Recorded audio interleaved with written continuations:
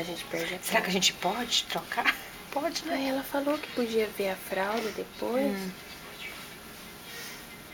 Pecado, aqui tá frio aqui dentro. Uai, vocês não vai vir, não?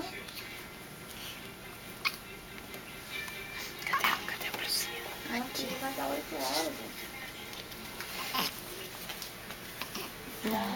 Tá cansada. Nossa, Mas tá não, frio. na hora que chegar ali, ela quer falar, ela tá com a minha bolsa e com os meus meninos lá dentro. Pra ver. Daí você já quer fazer minha bolsa. Ai, o pilado. Aí a senhora põe uma sopinha lá dentro, né? Nem o bife, pra mim. E... Tá, o bife tá aí. Bife e... Ah, não, pode não. Põe o caldinho daquela salada hoje.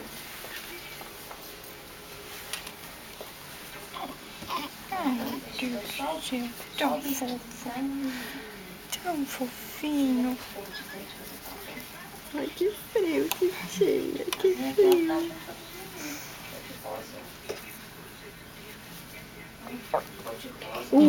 Fez um barulho feio aqui. Eu acho que eu vou ter que trocar a fralda.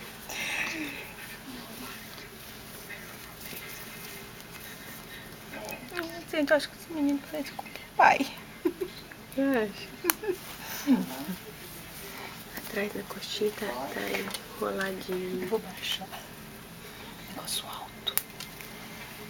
Vai deixar bem. Ai, o pico tá tão. Oh, meu Deus. Desculpa. Melhor olhar a fraldinha então, embaixo. É, porque eu acho que Ai, já mas dá tão soltou. vontade. Dá tão vontade. Bem. Aqui a perna. O meu pé. Vou olhar se tem cocô. Se não tiver. Ah, tem, minha filha. Tem. Do preto. Ai, quer que eu troque? E os negocinhos de limpar? Ah, tem aqui. Ai, que coisa. Aqui, ó, tem aqui, só que tem que...